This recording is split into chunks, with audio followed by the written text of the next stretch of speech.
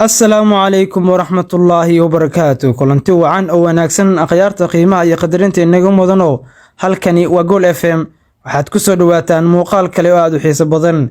muuqaalkani waxaan ku eegi doonaa afarta kooxood ee qaadi karta tartanka aad ku xiisaha badan ee UEFA Champions League. waa sida uu yiri Joe Cole xidigii hore ee kooxaha Chelsea Liverpool ayaa saadaaliyay afarta kooxood ee qaadi karta tartanka aad ku xiisaha badan ee Championka. balse inta aan muuqaalkan u gudgelin waxaan ka codsanayaa saaxiibina muuqaalkan like dhahdo sidoo kale aan muuqaalkan si share gareyso si aan u helno saaxiibo u qalbi wanaagsan sida adiga oo kale.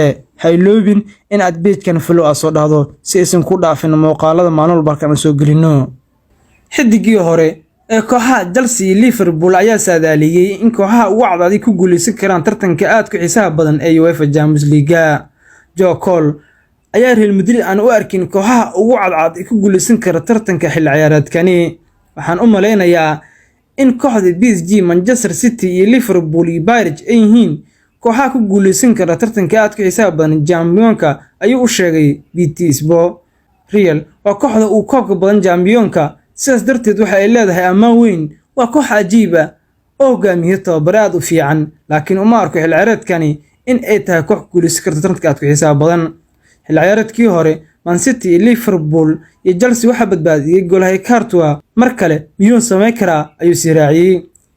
afarta kooxood oo sheegay Joe Cole, Real Madrid waxa ay garaacday saddex ka mid ah kuwaasoo loogu magacaabo kooxda kubadda cagta Chelsea, Manchester City iyo kooxda Liverpool. Ancelotti kooxdiisa ayaa doonaya tartankan inay difaacdaan ilaa markaasna ku guuleystaan koobkii 15aad ee taariikhda.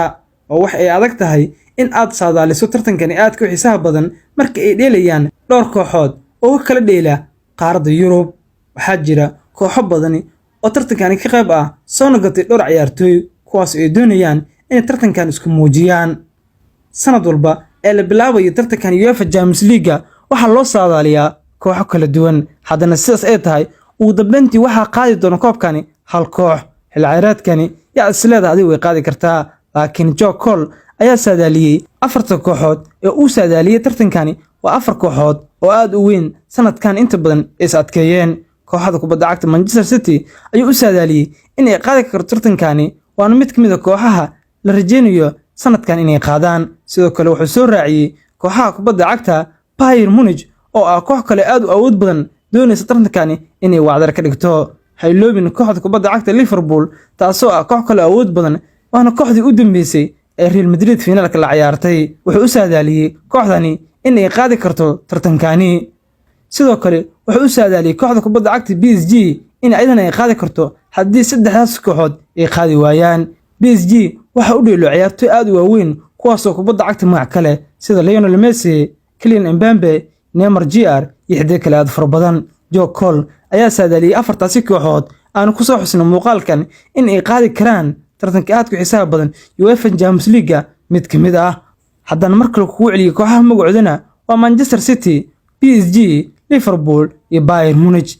adiga ahaan yaad is leedahay way qaadi kartaa tartanka aad ku xiisaha badan UEFA Champions League kooxda u rajeynay ma kooxdaada mise koox kale? qaybta comment-ga la wadaag. haddii aad muuqaalka dhamaysatay waa ku maasan tahay. inta aan muuqaalka xiga aan kulmi doono saaxiibayaal, waxaan idin leeyahay sidaas iyo ammaan Allah. ha iloobin inaad page-kan follow soo dhahdo.